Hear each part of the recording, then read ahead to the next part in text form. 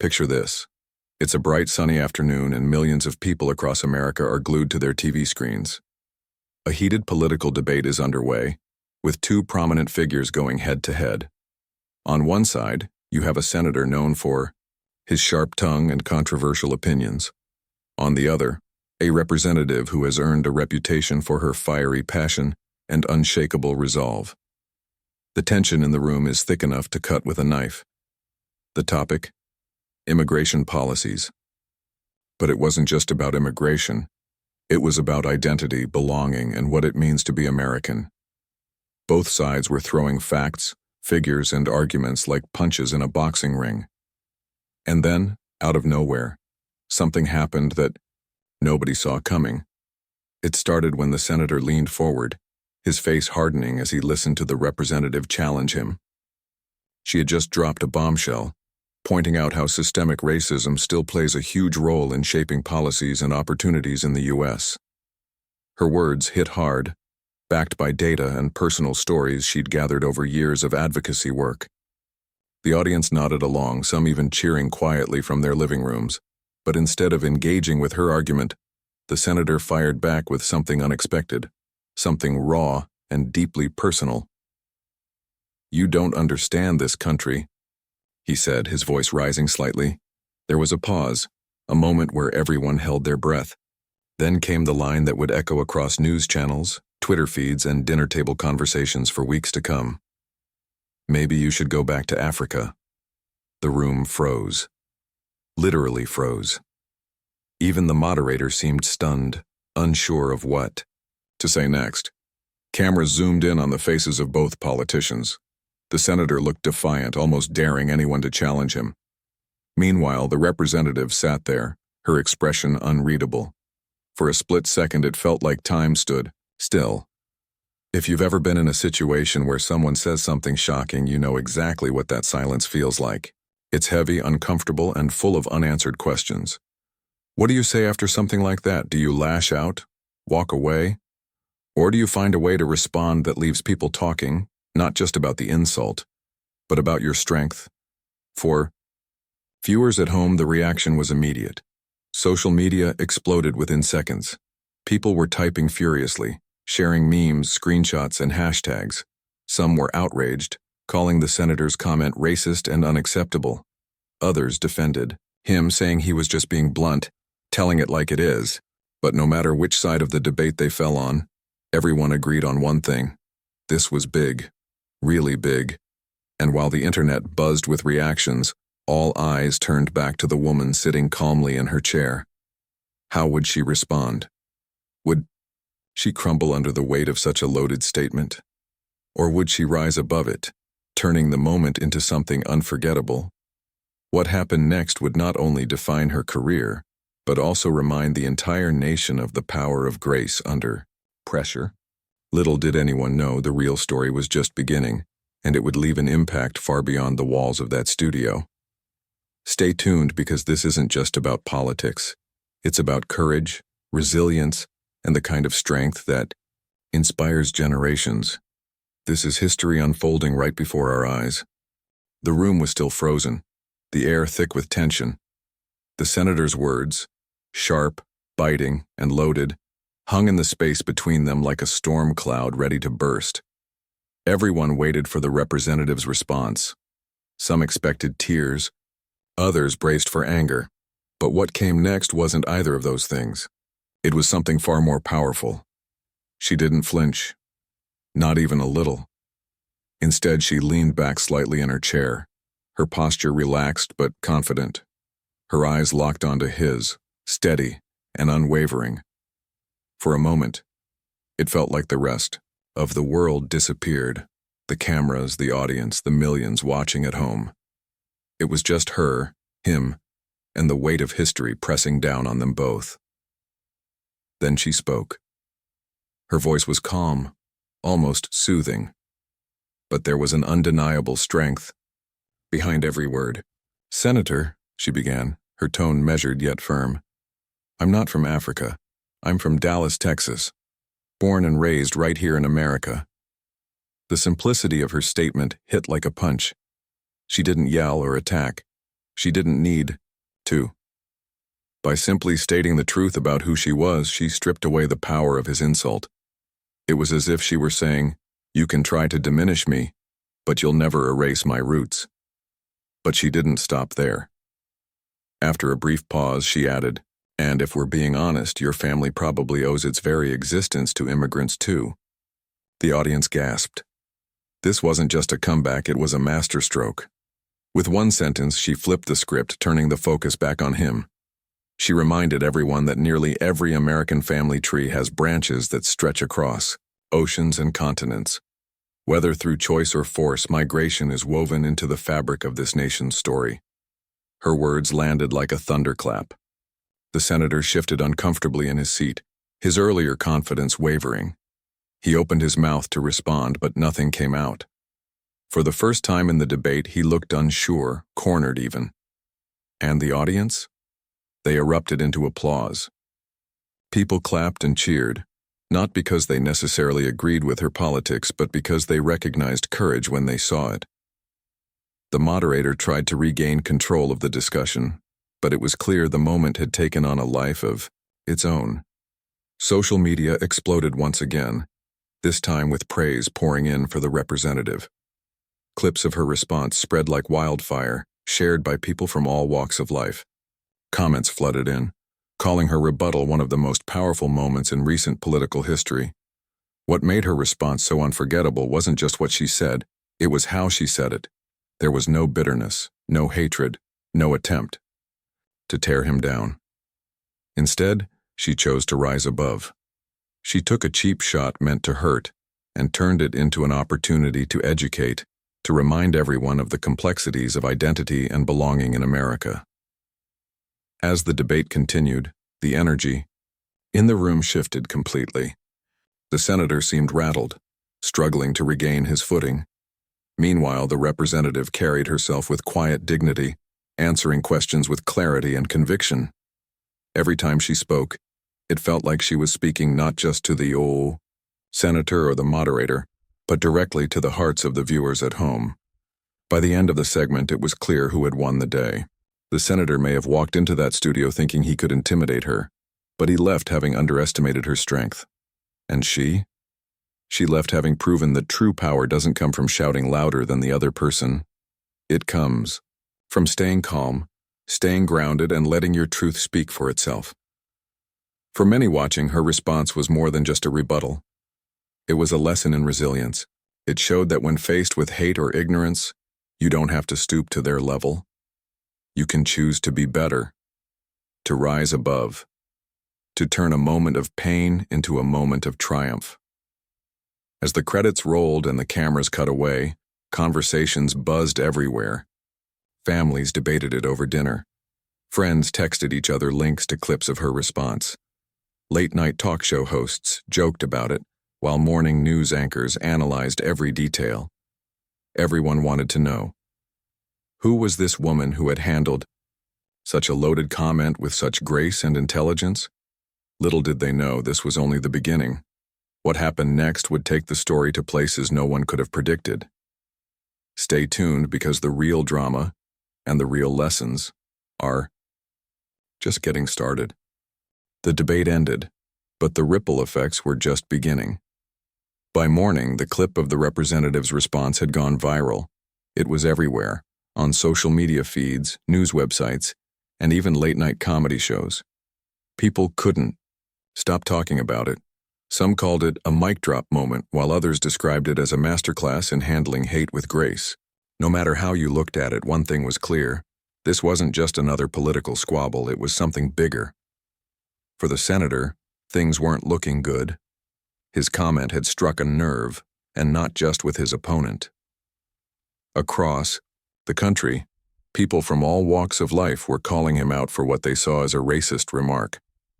Petitions demanding an apology or even formal consequences started popping up online. Thousands signed them within hours, flooding Capitol Hill. With emails and phone calls, even some of his own supporters began to distance themselves, saying his words were in poor taste or unnecessarily divisive. But here's the thing about controversy. It doesn't just stay in one place. It spreads like wildfire, igniting debates wherever it goes. News anchors debated whether the senator's words were offensive or just blunt honesty. Pundits weighed in on talk shows, dissecting every syllable of the exchange. Social media exploded with memes, hashtags, and heated arguments. Some defended him, saying he was simply speaking his mind. Others argued that freedom of speech doesn't mean freedom from consequences. Meanwhile, the representative found herself thrust into the spotlight in a way she hadn't anticipated. Overnight, she became a household name. Interviews poured in, from major networks, each eager to hear her thoughts on what had happened. But instead of using the platform to attack the senator further, she took a different approach, one that surprised many. In interview after interview, she kept her tone respectful, focusing less on the insult itself and more on the broader issues it highlighted.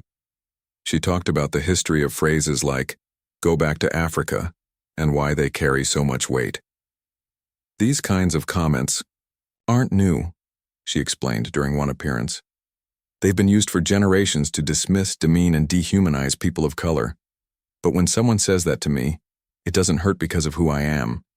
It hurts because of what it reveals about them. Her words resonated deeply with millions of viewers. Many shared their own stories of being told to go back to places they'd never even been. Immigrants spoke about feeling unwelcome despite contributing to their communities for decades. Descendants of enslaved Africans talked about the pain of having their heritage reduced to a punchline. The conversation grew larger than any single person. It became about identity, belonging, and the ongoing struggle for equality in America. Amid the chaos, the senator tried to do damage control. He posted a carefully worded statement on social media saying, "My comment last night was poorly phrased. I respect all Americans, regardless of background." But the apology felt hollow to many. Critics pointed out that it didn't address the root issue, that the remark itself revealed deeper biases. Supporters urged him to clarify his stance, but he largely stayed quiet, avoiding further public appearances. While the senator retreated, the representative leaned in. Her office reported receiving thousands of letters, emails, and messages of support, not just from across the U.S., but from around the world. People sent heartfelt notes thanking her for standing tall in the face of adversity. Teachers wrote to say they'd shown her response to their students as an example of courage and composure. Activists praised her for turning a painful moment into an opportunity to spark meaningful dialogue. But perhaps the most surprising reaction came from unexpected places. Political opponents who rarely agreed with her policies reached out to commend her poise. Celebrities amplified her message, sharing clips of her response alongside captions like, "This is leadership." Even some of the senator's allies privately admitted they admired how she handled the situation. As the days turned into weeks, the story continued to evolve. Late-night hosts joked about the exchange, turning the senator's comment into comedic fodder. Memes featuring the representative's calm expression flooded Twitter and Instagram. Hashtags like "Grace Under Pressure" trended globally, with users celebrating her ability to rise above hostility. Yet amidst all the noise, something quieter, but equally powerful, was happening. Ordinary people started reflecting on their own lives. Conversations about race, identity, and belonging sprouted in living rooms, classrooms, and workplaces. Parents used the moment to teach their kids about empathy and resilience. Friends challenged each other to think critically about the language they use and the assumptions they make. For the representative, this wasn't just a personal victory. It was a chance to remind everyone of the importance of staying grounded in tough moments. "When someone tries to bring you down," she said in one interview, "they're really showing you where they are. Don't let them pull you down to their level. Rise above and show them who you truly are." By the time the dust settled, it was clear that this incident had left an indelible mark on American culture. It wasn't just about two politicians exchanging barbs, it was about the power of grace, the strength of character, and the enduring fight for justice. And while the senator struggled to recover from the backlash, the representative emerged stronger, more respected, and ready to take on whatever came next. Stay tuned, because the story doesn't end here. What happens next will test both of them in ways they never imagined and prove that sometimes The hardest battles lead to the greatest growth. As the dust slowly began to settle, both figures found themselves in a strange and unfamiliar place. For the senator, the backlash had been relentless. Every day brought new criticism, new calls for accountability, and new reminders of how his words had struck a nerve with millions of people. It was like living under a microscope, where every move he made was scrutinized, dissected, and debated. He tried to brush it off at first, telling himself that controversy came with the territory and politics, but deep down, he couldn't ignore the gnawing feeling that something about this moment felt different. For the representative, the attention was overwhelming, but in a completely different way. She wasn't used to being in the spotlight like this. Sure, she'd always been vocal about her beliefs, but now she was being celebrated as a symbol of resilience and grace. People looked to her not just as a politician, but as someone who represented hope and strength in the face of adversity. While the praise was heartwarming, it also weighed heavily on her shoulders. She knew that being thrust into the national consciousness meant she had to live up to the expectations people now had of her. The pressure was immense, but she refused to let it break her. Amid all the noise, both of them were forced to confront uncomfortable truths, not just about each other but about themselves. For the senator, the incident became a mirror reflecting parts of his identity and worldview that he hadn't fully examined before. Critics pointed out the contradictions in his public persona. Here was a man who had once written a best-selling memoir about overcoming hardship and finding success through hard work. Yet his comment during the debate seemed to undermine the very principles he claimed to stand for: equality, opportunity, and fairness. People dug into his past, highlighting moments where his actions didn't align with his rhetoric. They talked about his privileged education, his connections to powerful elites, and his rise to fame through platforms that many ordinary Americans could only dream of accessing. Was he really the voice of the working class he claimed to be? Or was he just another politician using divisive language to score points? The criticism stung, but it also planted seeds of doubt in his mind. Late at night, when the cameras were off and the crowds were gone, he found himself asking tough questions. Had he become too comfortable saying things just to provoke a reaction? Did he truly understand the weight of his words, or had he been careless with them? And perhaps most importantly, did he have the courage to admit when he was wrong? On the other side, the representative faced her own reckoning. The incident had opened old wounds, forcing her to revisit painful memories of times when she'd been told to go back or made to feel like she didn't belong. Growing up, she'd heard similar comments hurled at family members, friends, and neighbors. Back then, she didn't have the tools to respond the way she did during the debate. Instead, those words had lingered, shaping how she saw herself and her place in the world. Now, as an adult, she realized that the hurt wasn't just personal, it was generational. Her ancestors hadn't chosen to come to America. They'd been stolen from their homes, stripped of their identities, and forced to build a nation that often treated them as less than human. When someone told her to go back, they weren't just attacking her, they were dismissing centuries of suffering, sacrifice, and resilience. That realization fueled her determination to turn this moment into something bigger than herself. She poured her energy into writing an op-ed, sharing her thoughts with the world in a way that was raw and honest. In it, she talked about the pain of hearing phrases like, "go back to Africa," throughout her life. She explained how such comments reveal more about the speaker's insecurities than anything else. But she also went further, addressing the senator directly. "My question to you is, are you truly proud of where you come from, or are you just scared of where we're going?" The piece struck a chord, resonating with readers across the political spectrum.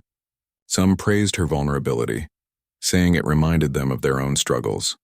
Others admitted that her words made them reflect on their biases and assumptions.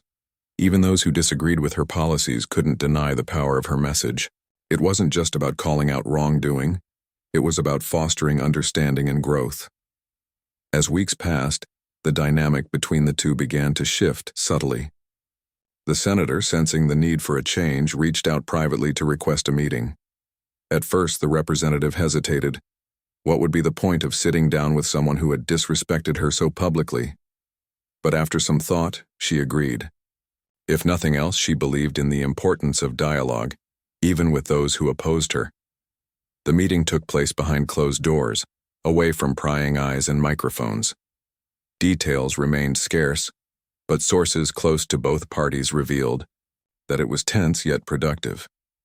The senator reportedly expressed regret for his remarks, though he stopped short of fully retracting them. He acknowledged that his words had caused harm and promised to think twice before speaking impulsively in the future. The representative listened carefully, gauging whether his apology was genuine. While she appreciated the effort, she also made it clear that words alone weren't enough.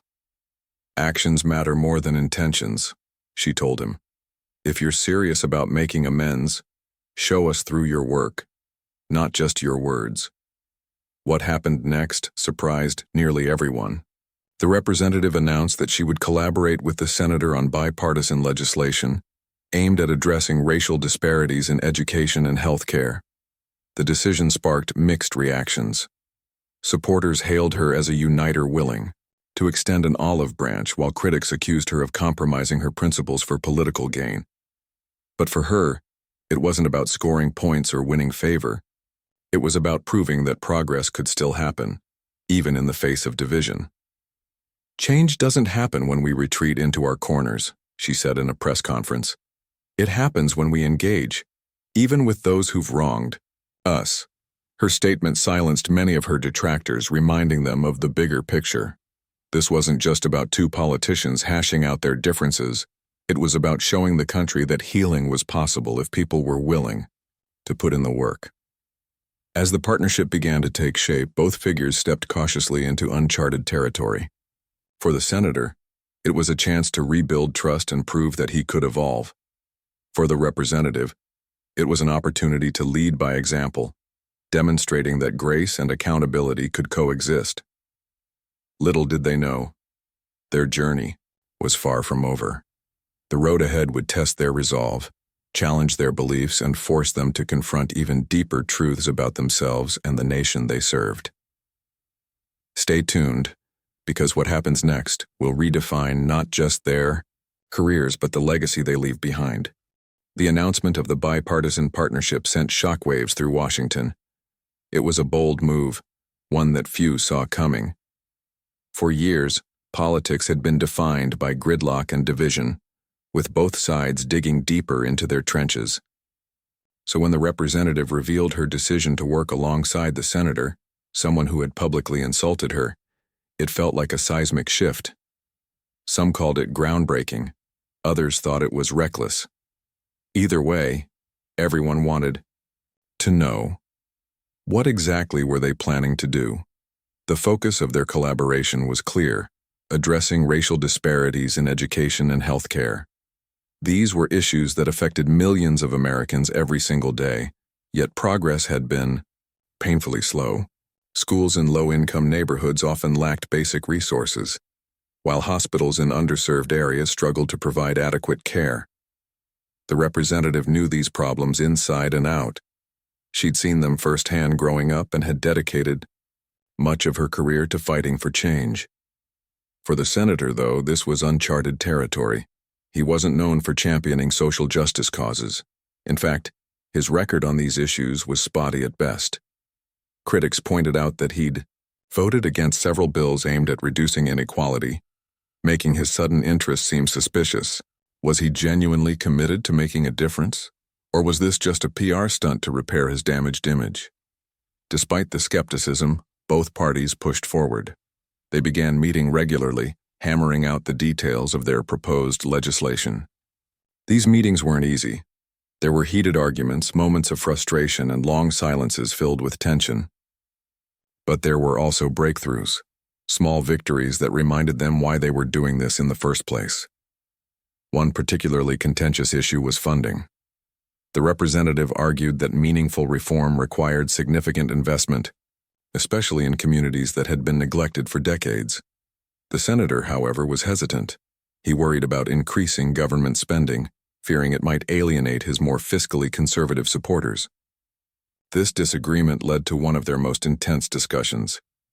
"You can't fix centuries of inequality on a shoestring budget," the representative said firmly, leaning across the table. "If we're serious about leveling the playing field, we need to put our money where our mouths are." The senator sighed, running a hand over his face. "I get that, I really do. But we have to be practical. We can't just throw money at the problem and hope it goes away." "It's not throwing money," she shot back. "It's investing in people, in their futures, in their potential. Tell me, what's more important than that?" Her words lingered in the air, forcing him to pause and think. Slowly he nodded. "Okay, let's find a middle ground. Something we can both live with." That moment marked a turning point in their working relationship.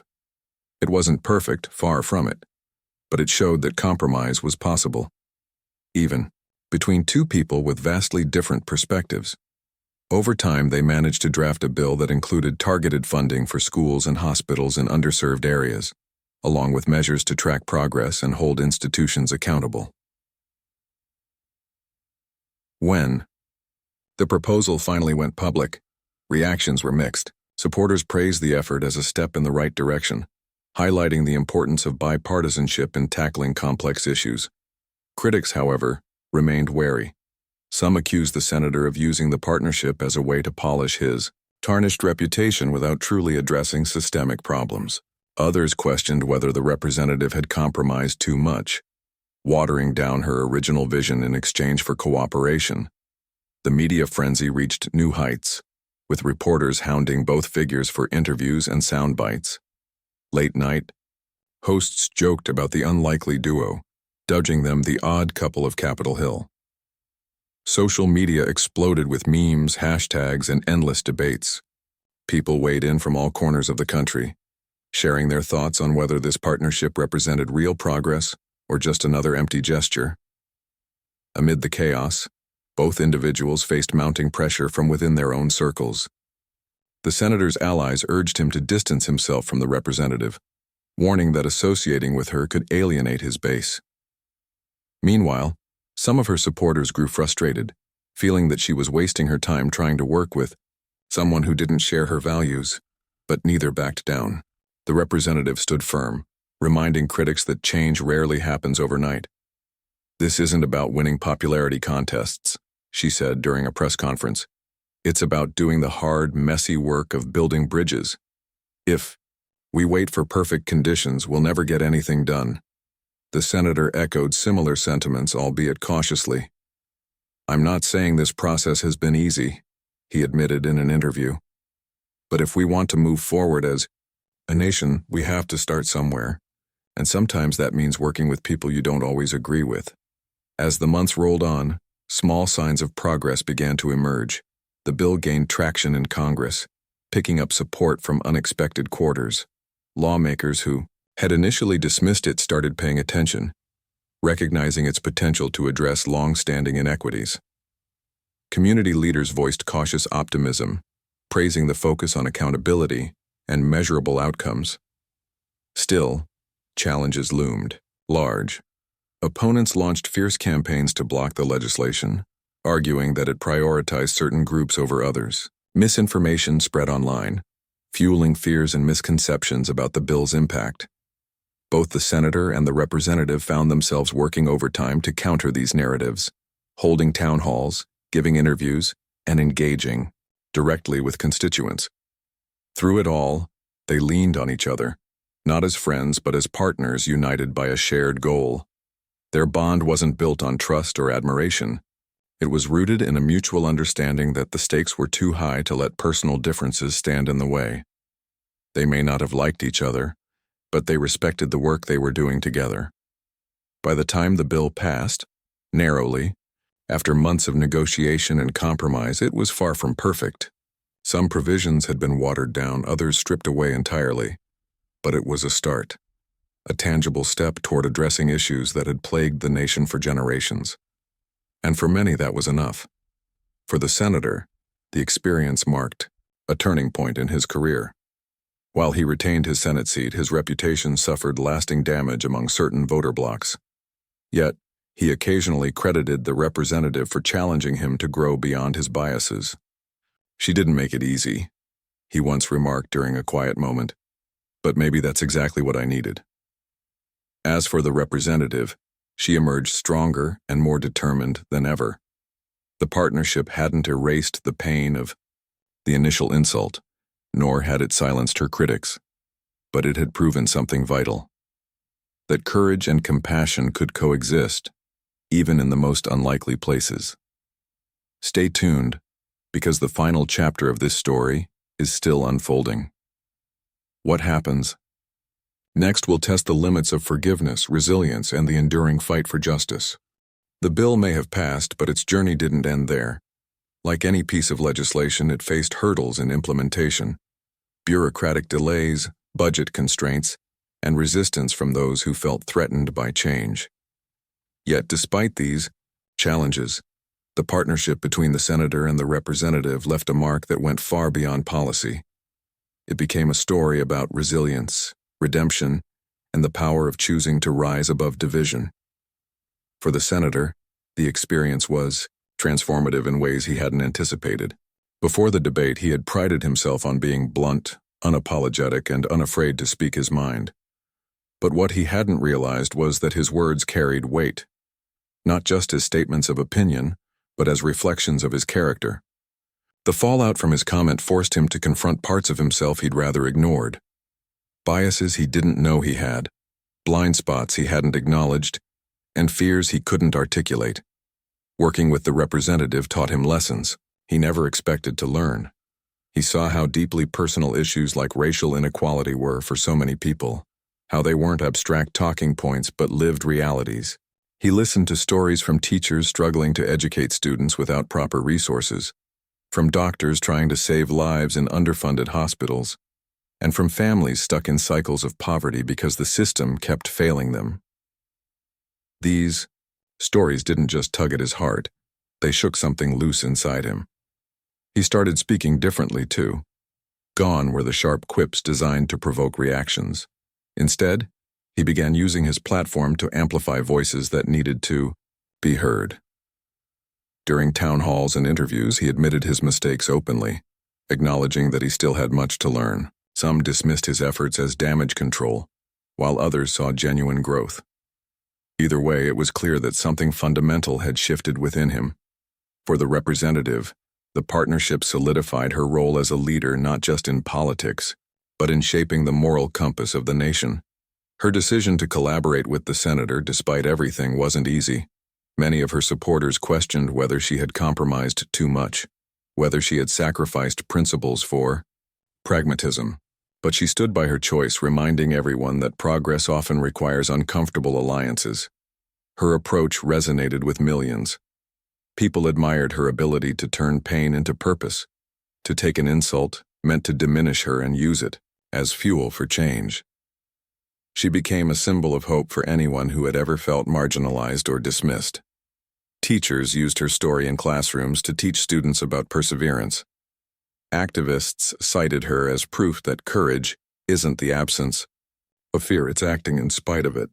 Even those who disagreed with her policies couldn't deny the impact she was having. Years later, historians would look back on this moment as a turning point in modern American politics. It wasn't just about two politicians finding common ground. It was about showing the country that healing was possible if people were willing to do the hard work. The partnership proved that even in the most divided times, bridges could be built, not by ignoring differences, but by embracing them.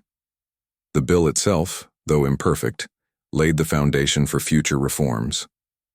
Schools in underserved areas received additional funding, allowing them to hire more teachers, update outdated materials, and provide extracurricular opportunities that had long been out of reach. Hospitals in low-income neighborhoods expanded their services, bringing better care to communities that had been neglected for decades. Most importantly, accountability measures ensured that progress was tracked and sustained over time. But perhaps the most profound legacy of this story wasn't written in laws or budgets. It was etched into the hearts of ordinary Americans. Conversations about race, identity, and belonging continued to evolve, sparked by the exchange between the senator and the representative. Families sat down together to talk about privilege and prejudice.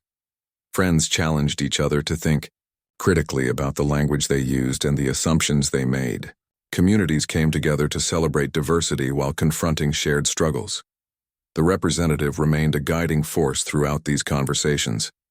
She traveled across the country, speaking at schools, community centers, and conferences. Her message was always the same. We can't move forward until we face our past honestly, and part of that means listening to each other, even when it's hard. As for the senator, he quietly faded from the national spotlight after serving out his term. While some viewed his exit as a sign of failure, others saw it as a step toward humility. He spent his post-political life mentoring young leaders, encouraging them to lead with empathy and integrity. Though he never fully escaped the shadow of his controversial remark, he worked tirelessly to ensure it didn't define him. In the end, the story of these two figures wasn't just about politics. It was about humanity. It reminded everyone that no one is perfect, that growth often comes from discomfort, and that true strength lies in the willingness to listen, learn, and change. Their partnership showed that even in moments of conflict, grace and courage can shine through, lighting the path toward a better future. Decades later, when textbooks chronicled this era, the chapter on their collaboration would stand out. Not because it was flawless, but because it was real. It captured the messy, complicated, beautiful essence of what it means to be human, and in doing so it offered a lesson that transcended generations. When faced with hate or ignorance, you don't have to respond in kind. You can choose to rise above, to extend a hand instead of a fist, and to remind the world that we're stronger together than we are apart. As the final pages of this story closed, one thing was certain. The courage displayed by both individuals would echo through history, inspiring countless others to follow in their footsteps. Because ultimately, it wasn't about them. It was about all of us. It was about proving that, even in the darkest moments, light can break through, and that sometimes the hardest battles lead to the greatest victories.